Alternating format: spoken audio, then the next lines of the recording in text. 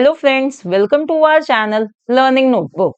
आज इस वीडियो में फ्रेंड्स हम क्लास 7 मैथ्स का चैप्टर डेटा हैंडलिंग पढ़ेंगे।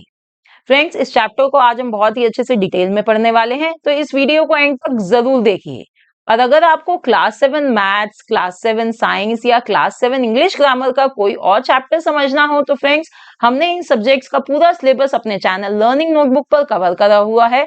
आप उन वीडियोस को भी देख सकते हैं। तो देखते हैं कि इस चैप्टर में हम आज कौन कौन से टॉपिक्स कवर कर रहे हैं। हम कवर करेंगे mean, median, mode, range and bar graph. So let's start with our chapter. सबसे पहले आइए फ्रेंड्स स्टार्ट करते हैं मीन। मीन और arithmetic mean is also called the average. तो फ्रेंड्स, मीन जिसे हम अरिथमेटिक मीन भी कहते हैं, ये क्या होती है? ये होती है एवरेज। तो मीन को हम कैसे कैलकुलेट करते हैं? Mean equals to sum of all values divided by number of values. तो फ्रेंड्स, हमें जितनी भी वैल्यूज यानी ऑब्जर्वेशंस गिवन होती हैं, उन सबको हम ऐड करते हैं। जो सम आता है उसको हम डिवाइड करते हैं नंबर ऑफ वैल्यू से, यानी जितनी वैल्यूज या ऑब्जर्वेशंस गिवन है उनको, जो उनका नंबर होता है, काउंट होता है, उससे डिवाइड करते हैं। तो हमें मिलता है मीन, जिसे हम अरिथमेटिक मीन भी कहते हैं। For example, friends, here we are given number of hours Ashish studied for 7 days. यहाँ पर फ्रेंड्स हमें जो आशीष है उसने 7 दिनों तक हर रोज कितने घंटे पढ़ाई करी है ये गिवन है। जैसे कि पहले दिन उसने 1 घंटे पढ़ाई करी, दूसरे दिन 3 घंटे, ऐसे कर करके 7 दिन का हमें डेटा यहाँ गिवन है। हमें फाइंड करना है what is the average number of hours he studied each day. हमें फाइंड करना है कि हर रोज एवरेज मतलब ऑन एन एवरेज उसने हर रोज कितने घंटे पढ़ाई करी है। तो फ्रेंड्स, इधर हम क्या कैलकुलेट करेंगे? देखिए, हमें यहाँ पर एवरेज नंबर ऑफ आवर्स पूछा गया है। तो जहां पे हमें ये एवरेज पूछी जाती है तो इसका मतलब है कि हमें मीन फाइंड करना है। और मीन फाइंड करने का अभी मैंने आपको बताया है, वे होता है sum of all values divided by number of values. तो फ्रेंड्स, क्वेश्चन में जरूरी नहीं है आपको सीधा पूछा जाए कि मीन फाइंड करें। अगर आपको average number of hours given है तो समझ लीजिए आपने मीन कैलकुलेट करना है। तो आइए इधर हम ये कैलकुलेट करते हैं। तो सम ऑफ ऑल वैल्यूज में हम क्या करेंगे? ये जितने घंटे हमें इधर गिवन है इन सब का हम सम कर लेंगे, इन्हें ऐड कर लेंगे। तो जब हम इन्हें ऐड करते हैं तो हमें सम मिलता है 35। अब नंबर ऑफ वैल्यूज का मतलब है फ्रेंड्स कि ये कितने दिनों का डेटा है, यहाँ पे ये 7 डेज का डेटा है। तो नीचे हम इसको डिवाइड कर देंगे 7 से। सो 35 डिवाइडेड बाय 7 इक्वल्स टू 5। यानी आशीष ने ऑन एन एवरेज हर रोज 5 घंटे पढ़ाई करी है। तो ये फ्रेंड्स हमने यहाँ पे एवरेज कैलकुलेट करी है। And friends, I am sure आप लोग भी ऐसे ही करते होंगे। अगर सपोज करिए आपने टारगेट सेट करा है कि भाई मैंने रोज 2 घंटे पढ़ाई करनी है और एक दिन आप 1 घंटा पढ़ाई कर पाए, तो नेक्स्ट डे आप ट्राई करते हैं कि भाई मैं 3 घंटे पढ़ाई कर लूं, जिससे कि जो मेरी एवरेज है वो 2 घंटे की हो जाए।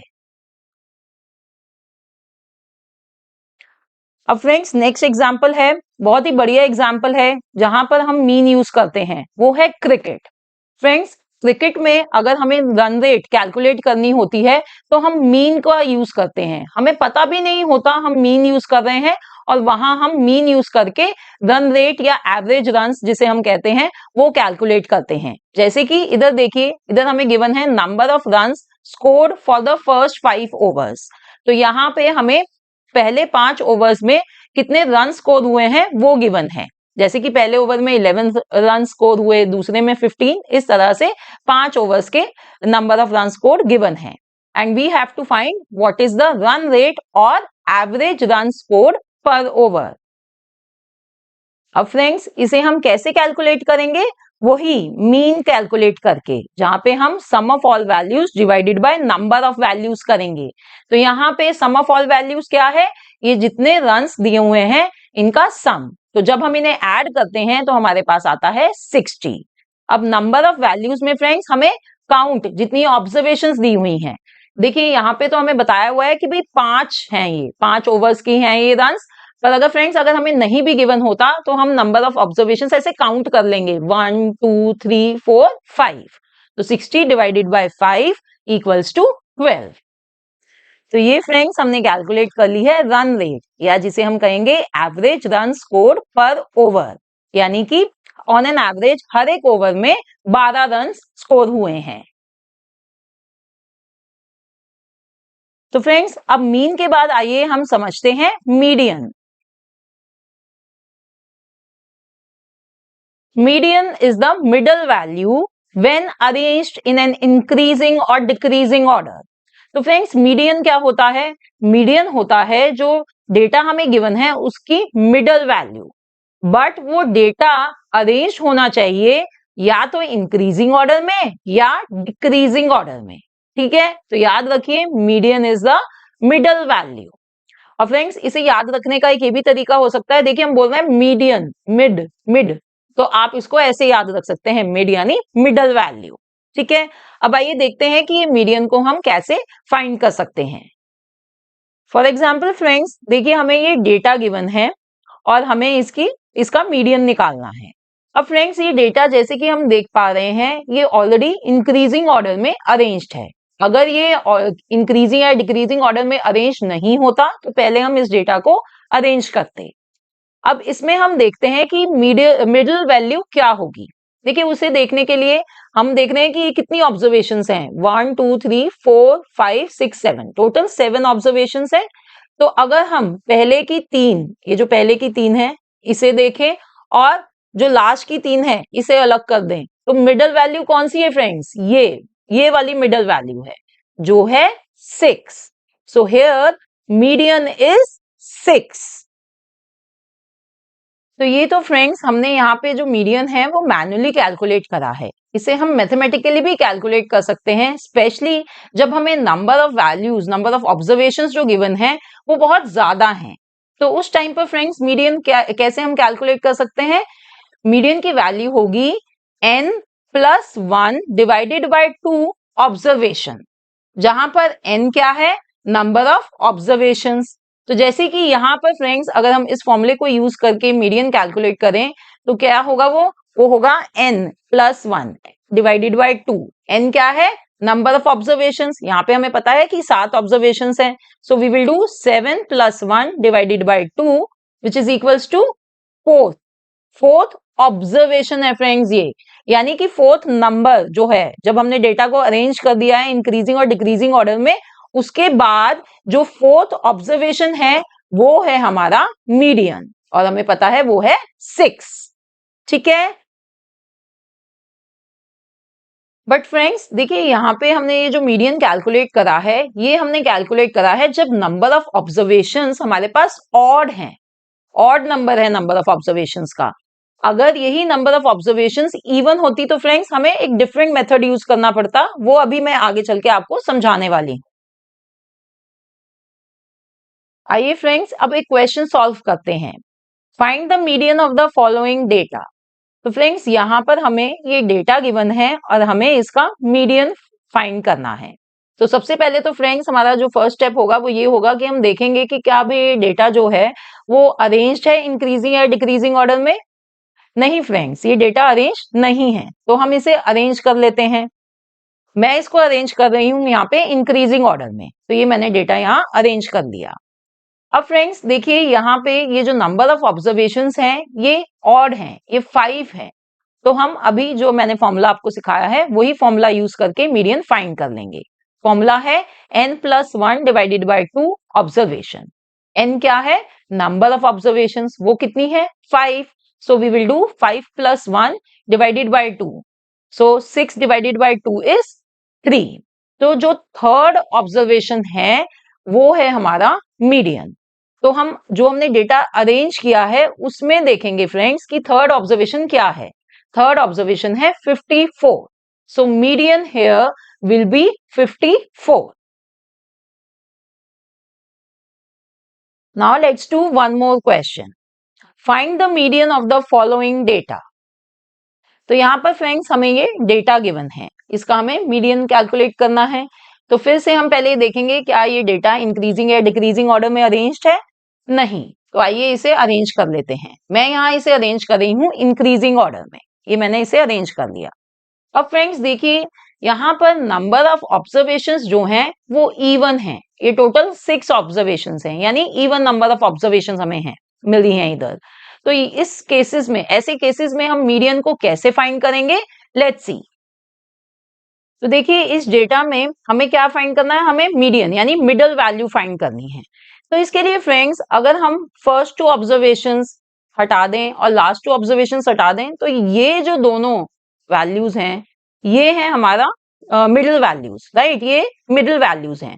तो मीडियन फाइंड करने के लिए हम क्या करेंगे, हम इन दोनों वैल्यूज का मीन फाइंड कर लेंगे। That is we will do 42 plus 50 divided by 2।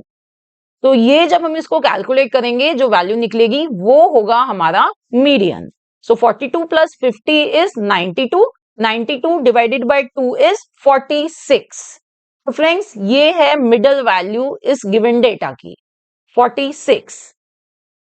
और फ्रेंड्स इसी मीडियन को हम एक फॉर्मूला से भी कैलकुलेट कर सकते हैं। वो फॉर्मूला क्या है, n/2 observation, n/2 observation plus n/2 plus 1 observation, यानी n/2 ऑब्जर्वेशन और उससे अगली ऑब्जर्वेशन को जब हम ऐड करें और उसको डिवाइड करें 2 से, तो हमारे पास आ जाएगा मीडियन की वैल्यू। तो यहाँ पे फ्रेंड्स देखिए, मैं इस फॉर्मूला से आपको यहाँ पे यही मीडियन कैलकुलेट करके दिखाती हूँ। n/2 का मतलब है कि टोटल नंबर ऑफ ऑब्जर्वेशन है हमारी 6 डिवाइडेड बाय 2 और उससे अगली ऑब्जर्वेशन होगी +1। सो 6/2 इज 3 और 4th, इन दोनों को जब हम ऐड करेंगे और डिवाइड करेंगे 2 से, तो हमारे पास आ जाएगा यही 46। यही तो करा था अभी हमने, थर्ड और फोर्थ जो हमारी वैल्यूज थी उनको हमने डिवाइड कर दिया था 2 से, तो हमारे पास मीडियन आ गया था 46। तो फ्रेंड्स याद रखिए, ये फॉर्मूला आपने यूज करना है जब नंबर ऑफ ऑब्जर्वेशंस क्या है, इवन। ठीक है। तो फ्रेंड्स अब हमें समझ में आ गया है कि मीडियन क्या होता है और उसे हम कैसे कैलकुलेट कर सकते हैं। बट एक बात फ्रेंड्स आपको अभी समझ में नहीं आई होगी कि मीडियन की एप्लीकेशन क्या होती है। भाई ज्यादातर जगह हम मीन यूज करके एवरेज फाइंड कर सकते हैं, तो ऐसी कौन सी सिचुएशन होती है, ऐसी कौन सी जगह होती है जहां पे हमें मीडियन फाइंड करना होता है। तो आइए अब इसे समझ लेते हैं। तो फ्रेंड्स सपोज करिए हमें मंथली इनकम गिवन है डिफरेंट ग्रुप्स ऑफ पीपल की। जैसे कि बताया गया है कि भाई कोई लोग कमाते हैं 1000 रुपए, कोई लोग 2000, तो कोई कमा रहा है 30,000, कोई 80,000। इस तरह से डिफरेंट ग्रुप्स ऑफ पीपल की हमें मंथली इनकम गिवन है। अब यहाँ पर फ्रेंड्स हमें एक पॉवर्टी लाइन सेटअप करनी है। तो पॉवर्टी लाइन सेटअप करने के लिए क्या हम मीन यूज करेंगे या मीडियन यूज करेंगे।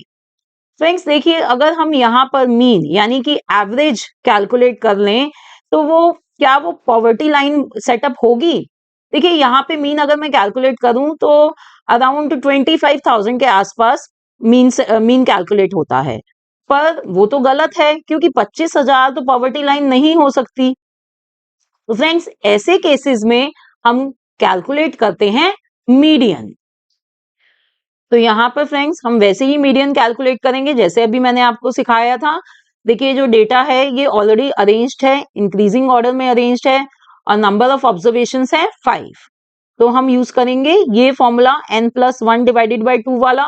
तो n क्या है इधर 5, so it will be 5 + 1 divided by 2 which is equals to 3, यानी थर्ड ऑब्जर्वेशन। तो डेटा में, अरेंज डेटा में थर्ड ऑब्जर्वेशन है 3000। तो हमने यहाँ पर एक पॉवर्टी लाइन सेटअप कर दी 3000, यानी कि जो लोग 3000 रुपए से कम कमा रहे हैं वो पॉवर्टी लाइन के नीचे हैं।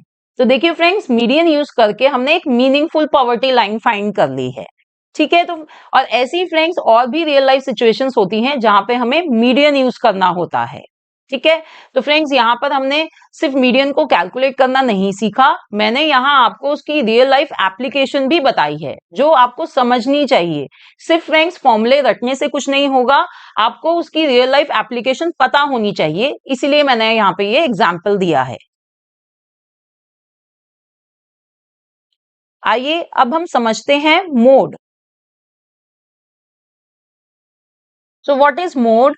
Mode is the most common और most frequent value. तो फ्रेंड मोड वो होता है जो सबसे कॉमन या सबसे फ्रीक्वेंट वैल्यू हो। तो इसको मोड को कैसे आप याद रख सकते हैं फ्रेंड्स कि क्या है? देखिए मोड MO, तो MO से आप मोस्ट याद रख सकते हैं और उसके बाद आपको याद आ ही जाएगा मोस्ट कॉमन या मोस्ट फ्रीक्वेंट। तो आइए एक एग्जाम्पल के थ्रू हम इसे समझ लेते हैं। सपोज करिए ये ऑब्जर्वेशंस हमें गिवन है। अब यहाँ पे फ्रेंड्स देखिए जो सबसे ज्यादा फ्रीक्वेंट वैल्यू है वो कौन सी है? यस, वो है 6, क्योंकि वो सबसे maximum number of times repeat हो रही है। तो फ्रेंड्स यहां पर मोड है 6। अब फ्रेंड्स कई बार we can get more than one mode. तो इसका एग्जांपल देखते हैं फ्रेंड्स। जैसे कि अगर ये डेटा हमें गिवन हो, अब इस डेटा को ध्यान से देखिए, यहां पर दो वैल्यूज हैं जो maximum number of times repeat हो रही हैं। एक तो 2 है और एक 5 है। अब 2 भी दो बारी रिपीट हो रहा है और 5 भी दो बारी रिपीट हो रहा है।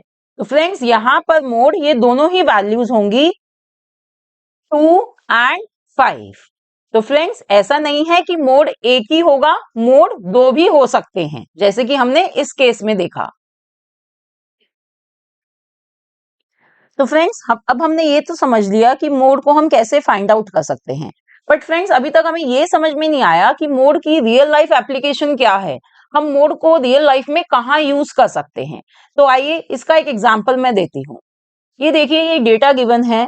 एक शॉपकीपर है जो शर्ट सेल करता है, तो वो डिफरेंट साइजेस की शर्ट सेल करता है और एक वीक में हमें ये डेटा गिवन है कि उसने एक वीक में ये सभी साइजेस की इतनी इतनी शर्ट्स बेची हैं। जैसे कि 90 सेंटीमीटर की उसने 8 शर्ट बेची हैं, 95 सेंटीमीटर्स की उसने 22 शर्ट्स बेची हैं, 100 सेंटीमीटर्स की उसने 32 शर्ट्स बेची हैं।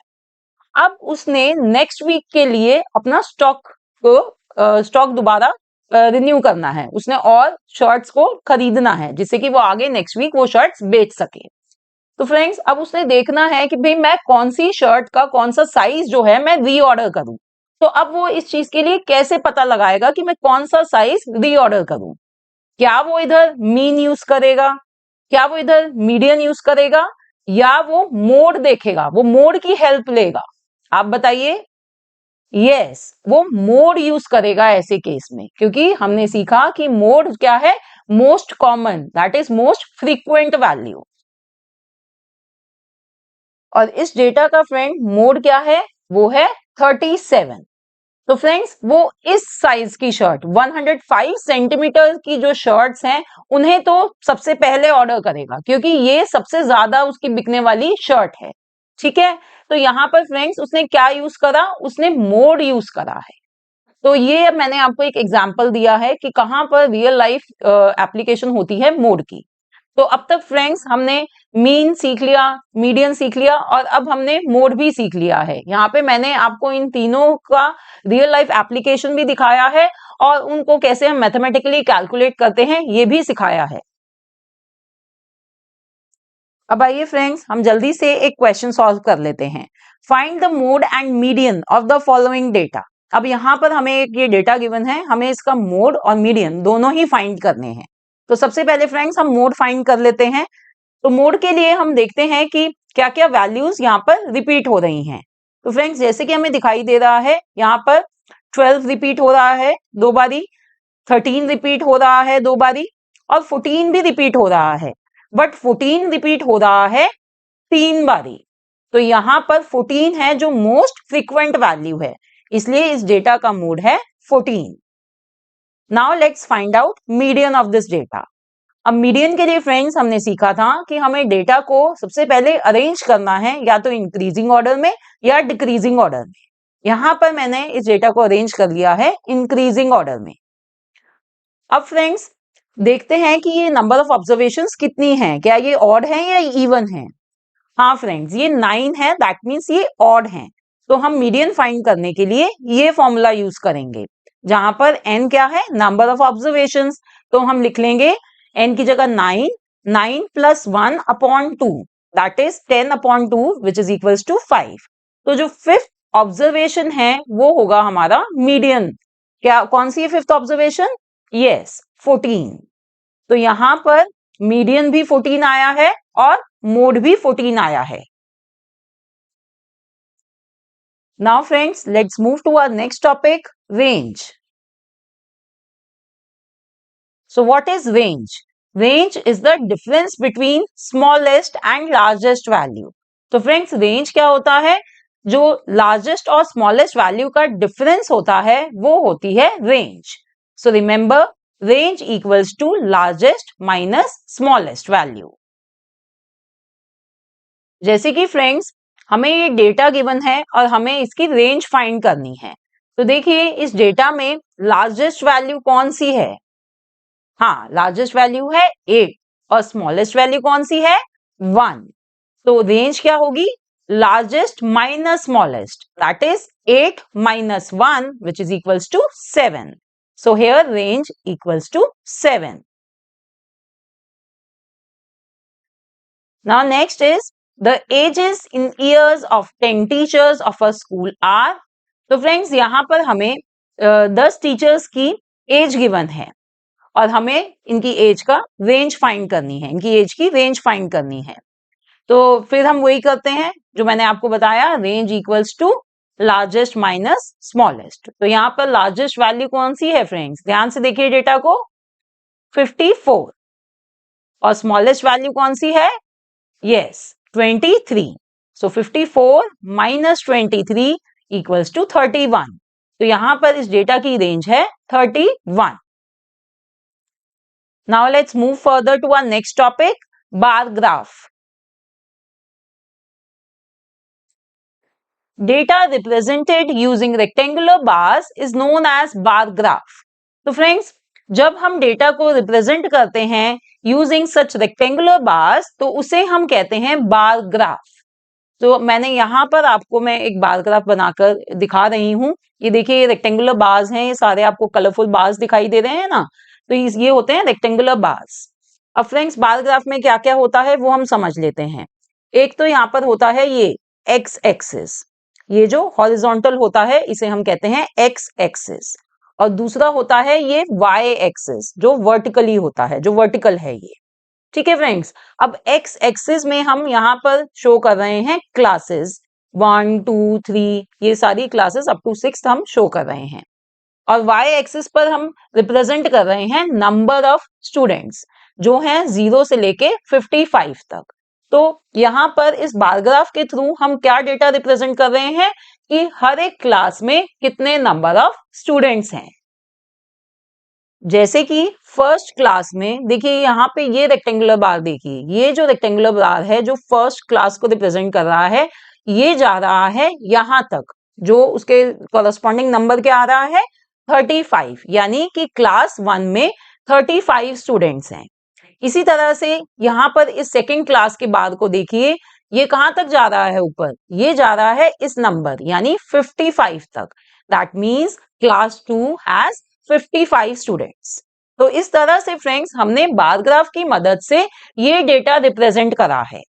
अब बार ग्राफ में फ्रेंड्स एक बहुत इंपॉर्टेंट चीज होती है स्केल, जो मैंने यहाँ ऊपर लिखा हुआ है 1 यूनिट इक्वल्स टू 5 स्टूडेंट्स. देखिए फ्रेंड्स इसका मतलब ये है कि एक यूनिट यानी कि ये जो 1 सेंटीमीटर है ये रिप्रेजेंट कर रहा है 5 स्टूडेंट्स को. इसी तरह से 2 सेंटीमीटर जो होगा वो रिप्रेजेंट कर रहा है 10 स्टूडेंट्स को. 3 सेंटीमीटर होगा वो रिप्रेजेंट कर रहा है 15 स्टूडेंट्स को. ठीक है. तो ये जो स्केल होता है ये बहुत एक इंटीग्रल पार्ट है, बहुत ही जरूरी पार्ट है किसी भी बार ग्राफ का.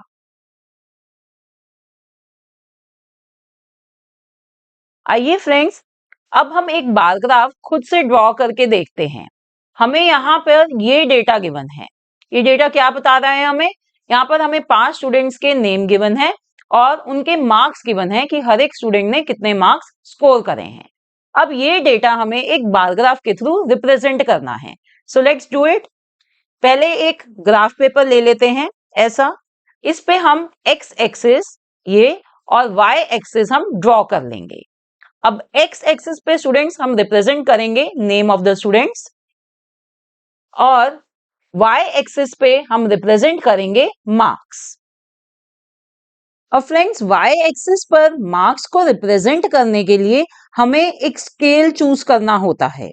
वो स्केल हम बहुत ही केयरफुली हमें चूज करना होता है क्योंकि ना तो स्केल ज्यादा बड़ा होना चाहिए और ना ही ज्यादा छोटा होना चाहिए, क्योंकि अदरवाइज जो हमारे रेक्टेंगुलर बार्स होंगे वो मीनिंगफुल नहीं रहेंगे अगर हम स्केल गलत चूज कर लेंगे। तो फ्रेंड्स उसके लिए हम डेटा को देखेंगे कि हमारा जो डेटा है उन पे जो डिफरेंस है वैल्यूज में कितना ज्यादा है कितना कम है। यहाँ पे देखिए हमें जैसे दिखाई दे रहा है सबसे कम वैल्यू जो है वो है 300 और सबसे जो बड़ी वैल्यू है वो है 500।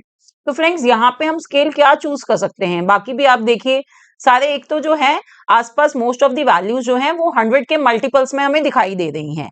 तो हम इधर स्केल ले सकते हैं 1 यूनिट इक्वल्स टू 100 मार्क्स। तो यहाँ पर हम एक यूनिट को रिप्रेजेंट कर रहे हैं एज 100 मार्क्स। तो देखिए ऐसे मैंने यहाँ पे अब मार्क्स को रिप्रेजेंट कर लिया है।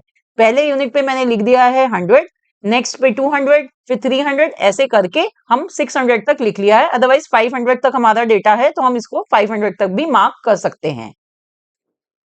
अब आइए फ्रेंड्स हम अपना ये जो गिवन डेटा है इसे इस बार ग्राफ पर प्लॉट करते हैं।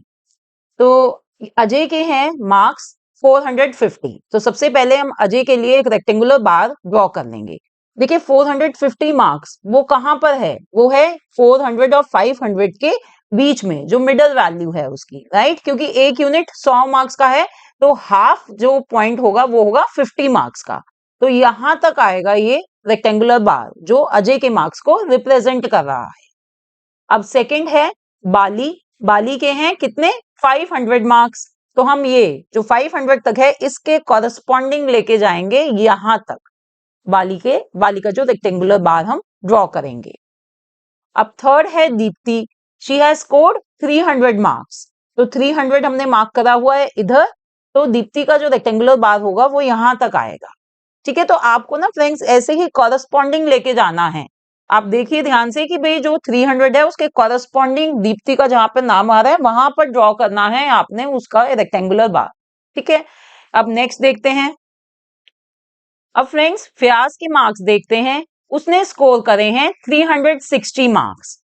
अब अगर हम अपना ये देखें यहाँ पर y एक्सिस देखें तो फ्रेंड्स हमें ये वैल्यू डायरेक्टली अवेलेबल नहीं दिख रही 360 मार्क्स। तो इसका रेक्टेंगुलर बार हम कैसे क्रिएट करेंगे, पहले तो फ्रेंड्स हम जाएंगे 300 मार्क्स तक। ठीक है, फिर मैंने आपको बताया था कि जो 300 और 400 के बीच में जो मिडल वैल्यू है वो कितनी है 350। मिडल वैल्यू होगी ना 50 मार्क्स, तो यहां तक हम चले गए 350। पर अब हमें जाना है कहां तक 360 तक। तो अब इसके लिए फ्रेंड्स एक बात समझ लीजिए, देखिए जो एक यूनिट होता है ना ये पूरा ये बनता है 10 पार्ट से, 10 लाइन से बना है ये एक यूनिट। और जब हम कह रहे हैं कि एक यूनिट रिप्रेजेंट कर रहा है 100 मार्क्स, तो इसका जो हर एक पार्ट है वो कितने मार्क्स रिप्रेजेंट कर रहा है, यस वो रिप्रेजेंट कर रहा है 10 मार्क्स। तो जब मैं 350 तक पहुंच गई तो अगर मैं एक लाइन ऊपर और चली जाऊं तो मेरे बन जाएंगे 360 मार्क्स। तो हम ऐसे फयाज का बार का जो फयाज का रेक्टेंगुलर बार है हम ऐसे ड्रॉ करेंगे। हम पहले 350 तक जाएंगे और फिर उससे ऊपर हम एक लाइन और चले जाएंगे तो हम रिप्रेजेंट कर पाएंगे फयाज के 360 मार्क्स। अब नेक्स्ट है friend Geetika. She has scored 400 marks. अब यहाँ पर हमारे पास y एक्सिस पर 400 है तो बस इसके कॉरस्पॉन्डिंग हम एक रेक्टेंगुलर बार ड्रॉ कर लेंगे। तो देखिए फ्रेंड्स हमने इन पांचों बच्चों के जो स्कोर इन्होंने मार्क्स जो स्कोर करे हैं वो एक बार ग्राफ के थ्रू अच्छे से रिप्रेजेंट कर दिए हैं। अब फ्रेंड्स यहाँ पर आप देख रहे हैं कि मैंने कलरफुल रेक्टेंगुलर बार्स ड्रॉ करे हैं। हर एक बार का मैंने अलग कलर चूज करा है। आप ऐसे भी अपने जो रेक्टेंगुलर बार्स हैं उन्हें शो कर सकते हैं अलग अलग कलर फिल करके, या आप एक सेम कलर से भी उन्हें फिल कर सकते हैं, या आप अगर नहीं चाहें तो आप कोई भी कलर यूज ना करें, आप इन्हें ब्लैंक ही छोड़ दें। जैसे मर्जी आप कर सकते हैं फ्रेंड्स। इट्स जस्ट दैट कि अगर हम उनको कलर करते हैं तो वो देखने में ब्यूटीफुल लगते हैं। अब फ्रेंड्स आइए हम डबल बार ग्राफ बनाना सीखते हैं। देखिए ये डेटा गिवन है। अब हमें वैसे ही 5 स्टूडेंट्स के नाम गिवन है और हमें ये उनके 2 टेस्ट के मार्क्स गिवन है। एक तो गिवन है मिड टर्म में उन्होंने कितने मार्क्स स्कोर करे और एक गिवन है उन्होंने एनुअल टेस्ट में कितने मार्क्स स्कोर करे। तो फ्रेंड्स इस तरह के डेटा को रिप्रेजेंट करने के लिए हमें डबल बार ग्राफ की जरूरत पड़ती है। So let's see how to create a double bar graph. तो सबसे पहले हम एक ग्राफ पेपर ले लेंगे और उस पर हम अपने ये एक्स एक्सिस और वाई एक्सिस को ड्रॉ कर लेंगे। अब इधर एक्स एक्सिस पर हम रिप्रेजेंट कर रहे हैं स्टूडेंट्स को, तो उनके जो नाम है पांचों के हम यहाँ पर उनके नाम लिख लेंगे। फिर इधर वाई एक्सिस पर हम मार्क्स रिप्रेजेंट कर रहे हैं। अब फ्रेंड्स यहाँ पर हमें अब एक स्केल चूज करना है, राइट।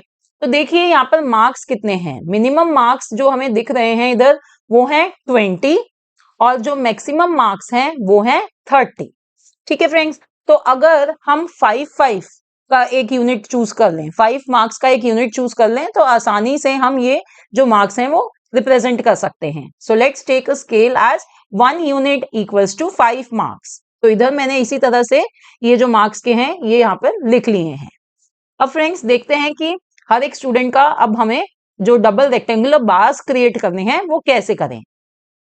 तो सबसे पहले फ्रेंड्स गीता के हम मार्क्स को रिप्रेजेंट कर लेते हैं। गीता ने मिड टर्म टेस्ट में स्कोर करे हैं 20 मार्क्स। तो हम एक रेक्टेंगुलर बार क्रिएट करेंगे और उसको लेके जाएंगे हम 20 तक, जहां पर हमने वाई एक्सिस पर 20 मार्क करा है वहां तक हमें रेक्टेंगुलर बार की एक हाइट रखनी है। अब फ्रेंड्स एनुअल टेस्ट में देखिए गीता ने कितने मार्क्स स्कोर करे हैं। इसमें गीता ने स्कोर करे हैं 25 मार्क्स। तो फ्रेंड्स अब हम एक और रेक्टेंगुलर बार क्रिएट करेंगे, गीता के नेम के कॉरस्पॉन्डिंग ही ऊपर जाएगा ये, और ये रेक्टेंगुलर बार की हाइट होगी यहां तक 25 मार्क्स तक।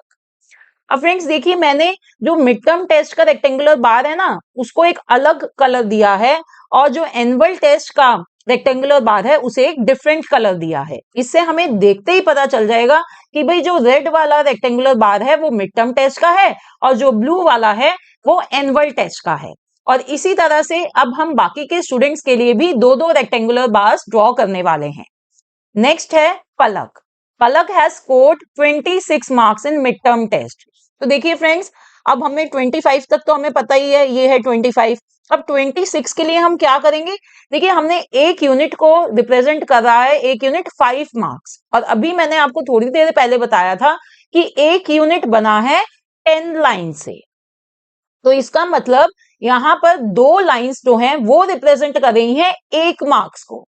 तो हम 25 से ऊपर 2 लाइंस और ले जाएंगे रेक्टेंगुलर बार को। ठीक है, तो ये हो जाएगा हमारा 26। अब एनुअल टेस्ट में पलक हैज स्कोर्ड 30 मार्क्स। 30 तक तो हम आसानी से दूसरा एक हम रेक्टेंगुलर बार क्रिएट करेंगे और उसको 30 तक आसानी से हम ड्रॉ कर सकते हैं। यहां तक है 30। ठीक है, तो देखिए पलक के लिए भी मैंने रेड और ब्लू वही सेम हम यूज करेंगे सबके लिए। अब है ईशान की बारी। तो फ्रेंड्स अब इसी तरह से हम ईशान के लिए, अनुज के लिए और द्रवि के लिए दो दो बार्स ड्रॉ करते जाएंगे। ठीक है, तो देखिए ये हमने बना लिया है double bar graph to represent this given data. तो यहाँ पर फ्रेंड्स ध्यान दीजिएगा कि जो मैंने विथ ली है रेक्टेंगुलर बार्स की वो मैंने कम ली है, पतले पतले रेक्टेंगुलर बार्स बनाए हैं मैंने, क्योंकि 2 हमने क्रिएट करने हैं एक नेम के कॉरस्पॉन्डिंग, तो हमने विथ कम ली है रेक्टेंगुलर बार्स की। तो फ्रेंड्स ये हमने बार ग्राफ बनाने यहाँ पर सीख लिए हैं। तो फ्रेंड्स इधर जो सबसे इंपॉर्टेंट चीज है वो यही है कि जो स्केल हमें चूज करना है वो केयरफुली चूज करना है। ऐसा ना हो कि हमारे जो रेक्टेंगुलर बार्स हैं वो बहुत ही लंबे लंबे हो जाएं या बहुत ही छोटे छोटे हो जाएं। तो हमें जो स्केल चूज करना है वही सबसे इंपॉर्टेंट बात होती है बार ग्राफ में। तो इसके लिए मैं आपको सजेस्ट करूंगी कि आप इस पर 2-3 क्वेश्चंस अपनी बुक से सॉल्व करें और आपको समझ आने लग जाएगा कि आपको कैसे स्केल चूज करना है। अब फ्रेंड्स हम सीखेंगे how to interpret bar graph. देखिए हमें अगर एक बार ग्राफ गिवन है और हमें उसको इंटरप्रेट करना आना चाहिए जिससे कि उसके बेसिस पर हम क्वेश्चंस को सॉल्व कर सकें। तो यहाँ पर देखिए, यहाँ पर हमें एक ये बार ग्राफ गिवन है। तो सबसे पहले तो फ्रेंड्स हमें ये पता लगना चाहिए कि ये जो बार ग्राफ है ये क्या डेटा डिपिक्ट कर रहा है, हम उससे क्या चीज इंटरप्रेट कर सकते हैं। तो देखिए एक्स एक्सिस पर यहाँ पर ईयर्स रिप्रेजेंट हो रहे हैं और वाई एक्सिस पर हमें दिया हुआ है बुक्स सोल्ड। तो इसका मतलब ये बार ग्राफ दिखा रहा है कि हर एक साल में कितनी बुक्स बेची गई हैं, how many books were sold in each year. अब दूसरी बात जो हमें यहाँ पर ध्यान रखनी होती है वो है कि स्केल क्या गिवन है। इधर स्केल गिवन है 1 यूनिट इक्वल्स टू 100 बुक्स। ठीक है, अब देखते हैं कि जो क्वेश्चंस गिवन है उन्हें हमें कैसे आंसर करना है। पहला क्वेश्चन है about how many books were sold in 2020 and in 2021। तो फ्रेंड्स देखिए, हमें बताना है कि भाई 2020 में कितनी नंबर ऑफ बुक्स बेची गई हैं और 2021 में कितनी नंबर ऑफ बुक्स बेची गई हैं। तो इसके लिए हम क्या करेंगे, पहले हम 2020 का बार देखते हैं कि उसकी हाइट कहां तक जा रही है, उसकी कॉरस्पॉन्डिंग वैल्यू वाई एक्सिस पर क्या है, हमें ये बताना है। तो देखिए, जैसे कि हमें यहाँ दिख रहा है, ये जो बार है ये यहाँ तक 300 और 400 के मिड में जा रहा है, 300 से 5 लाइन ऊपर जा रहा है ये। और स्केल हमें पता है कि 1 यूनिट है कितने बुक्स के बराबर, 100 बुक्स के बराबर। तो मिडल वैल्यू क्या होगी इधर, 50, राइट। तो यानी कि number of books sold in 2020 is 350। ठीक है, अब 2021 का बार देखते हैं। ये देखिए, इसकी हाइट यहां तक है, जो उसकी कॉरस्पॉन्डिंग वैल्यू है वाई एक्सिस पर वो है 500। तो यानी 2021 में 500 बुक्स बेची गई हैं। Now let's see the next question. In which years were fewer than 300 books sold? तो सेकंड क्वेश्चन में हमसे पूछा जा रहा है कि किन सालों में 300 से कम बुक्स बेची गई हैं। तो फ्रेंड्स यहाँ पर हमें क्या देखना है कि भाई जो 300 से नीचे, ये 300 का हमारे यहाँ पे बुक्स है, नंबर ऑफ बुक्स है, तो इससे नीचे जो बार्स बने हुए हैं वो कौन सा उनका साल है। तो यहाँ पर जैसे कि हम देख सकते हैं कि एक ही रेक्टेंगुलर बार है जो 300 से नीचे बना हुआ है, वो है 2023। तो 2023 में 300 से कम बुक्स बेची गई थी, और कितनी बुक्स बेची गई थी वो भी हम बता सकते हैं। ये देखिए, ये मिड तक जा रहा है, 200 और 300 के मिड तक जा रहा है, दैट मीन्स 250 बुक्स बेची गई थी। Let's see the next one. Can you explain how would you estimate the number of books sold in 2024? अब फ्रेंड्स देखिए, कई बार क्या होता है कि यहाँ पर तो हमने एक ग्राफ पेपर लिया है और इसमें ये हमें ये जो छोटी छोटी लाइंस हैं ये सब दिखाई दे रही हैं, बट एट टाइम्स आपको क्या दिया जाता है कि आपको सिर्फ ये जो बड़े बॉक्सेस हैं, ये जो बड़े बड़े स्क्वायर्स हैं ये दिए जाते हैं, और इनके बीच में ये जो 10 लाइंस हैं ये नहीं होती।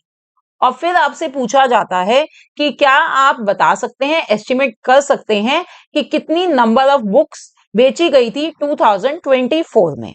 तो उस टाइम पर आप कैसे एस्टिमेट करेंगे, आप कैसे अंदाजा लगाएंगे कि भाई कितनी बुक्स बेची गई थी। तो ये मैं आपको बता देती हूँ। देखिए, हम ये वाला बार देखेंगे क्योंकि हमसे क्वेश्चन पूछा गया है 2024 में, तो हम ये वाला बार देख रहे हैं। ये बार हम देख रहे हैं कि 400 से ऊपर जा रहा है और बल्कि उसके मिड तक जा रहा है। ठीक है, अगर हमें ये लाइन नहीं भी गिवन होगी तो हमें पता चल रहा है कि भाई 400 और 500 के बीच तक तो ये जा ही रहा है, तो 450 तो है ही, पर उससे थोड़ा सा और ऊपर जा रहा है ये। तो हम कह सकते हैं that approximately 460 books were sold in 2024। तो इस तरह से फ्रेंड्स हमें एस्टिमेट करके भी कई बार क्वेश्चन को आंसर करना पड़ता है, हमसे इस तरह से पूछा जाता है जब हमें ये जो छोटी छोटी लाइंस हैं ये नहीं गिवन होती, सिर्फ बड़े बड़े बॉक्सेस ही गिवन होते हैं।